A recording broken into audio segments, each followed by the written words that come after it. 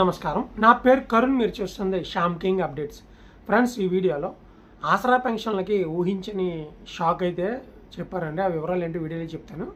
ఆ ఊహించని షాక్ ఏంటో కూడా చెప్తాను. వీడియోని చివరిదాకా చూసి లైక్ చేయండి, వీడియోని సబ్స్క్రైబ్ చేయండి. లైక్ చేస్తే యూట్యూబ్ వేరే వాళ్ళు చూపిస్తుంది. సబ్స్క్రైబ్ చేసుకుంటే మీరు యూట్యూబ్ ఓపెన్ చేయగానే పైకి కిందకి స్క్రోల్ చేస్తున్నప్పుడు నా వీడియో కనబడుతుంది. అవి చూసి మీరు పథకాలకి అప్లై చేసుకోవచ్చు, డబ్బులు పొందుకోవచ్చు. మనం చాలా పనికిమాలిన వీడియోస్, షార్ట్స్ చూస్తాం. మీకు పనికొచ్చేవి, మీకు డబ్బులు వచ్చే వీడియోలు దయచేసి చూడండి. కొంచెం సమయం కేటాయించి 2 minutes చూడండి. తెలంగాణ రాష్ట్ర వ్యాప్తంగా వికలాంగుల పోరాట సమితి పోరాటం అయితే చేస్తూ ఉన్నారు. అంటే ధర్నాలు ఈ యొక్క ఏవైతే ప్రభుత్వ కార్యాలయం ఉంటుందో అక్కడ జిందాబాదులు అయితే కొడుతున్నారు. అదే డామ్ డామ్ అంటూ. సో ఆ యొక్క వికలాంగుల ప్రెసిడెంట్ ఎవరైతే ఉన్నారో వారు మాట్లాడడం జరిగింది. వికలాంగులకు వెంటనే పెన్షన్లు పెంచాలి, వృద్ధులు, వితంతులు, ఒంటరి మహిళలకు కూడా 4,000 రూపాయల పెన్షన్ పెంచాలి. అలాగే శాశ్వతమైన వికలాంగులకి 15,000 రూపాయల పెన్షన్ ఇవ్వాలి. అలాగే ఏవైతే ప్రభుత్వ పథకాలు ఉన్నాయో అందులో 5% ఈ యొక్క వికలాంగులకి కేటాయించాలని, అలాగే రిజర్వేషన్ కూడా వికలాంగులకు కేటాయించాలని అయితే ఉద్యోగాల్లో వారైతే కోరడం జరిగింది.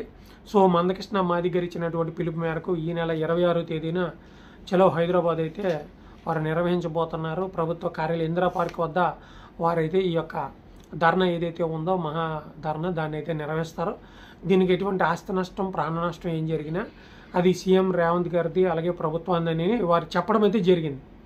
అయితే ప్రభుత్వం దీని మీద ఎలాగ స్పందిస్తుందో చూడాలి. ప్రస్తుతానికైతే జిల్లాకి 2 చోట్ల అయితే వీటిని నిర్వహిస్తూ ఉన్నారు. సో వికలాంగులు కలిసి, అంటే చంద్రబాబు నాయుడు గారు ఆంధ్రప్రదేశ్లో 1వ తేదీని ఎలాగ పెన్షన్లు ఇస్తున్నారు, అలాగే వికలాంగులకు 6,000, అలాగే ఎవరైతే 80% వికలాంగులు ఉన్నారో వాళ్ళకి ఈ యొక్క 15,000 ఇవ్వడం ఎలా చేస్తున్నారో అవన్నీ కూడా ఇవ్వాలని అంటున్నారు. సో తెలంగాణ ప్రభుత్వం ఏ నిర్ణయం తీసుకుంటే చూడాలి. ఇది ఉధృతమయ్యే అవకాశం ఉంది. ఎందుకంటే రాష్ట్ర వ్యాప్తంగా కూడా నిరసనలు తెలియజేస్తున్నారు, నిరసనలు జరుగుతున్నాయి. టెంట్లు వేసుకుని వారైతే దీక్షలు చేస్తున్నారు.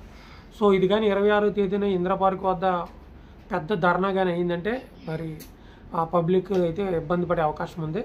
చూద్దాం దీని మీద ఎటువంటి డిసిజన్ తీసుకుంటారో సీఎం రేవంత్ రెడ్డి గారు. ఎక్కడ మీటింగ్ పెట్టినా వికలాంగులకి, రైతులకి అంటున్నారు కానీ దానికి కార్యాచరణ రావట్లేదు. ఎందుకంటే ప్రభుత్వం దగ్గర కూడా నిధులు ఉన్నాయో లేదో కూడా చూసుకోవాలి. సో అటు ప్రభుత్వ పథకాలు, ఇటు ఉద్యోగాలు, ఇటు పరిపాలన అన్నీ కూడా చూసుకోవాలి. కనుక ప్రభుత్వంలో కొంచెం లోటుపాట్లు ఉంటాయి.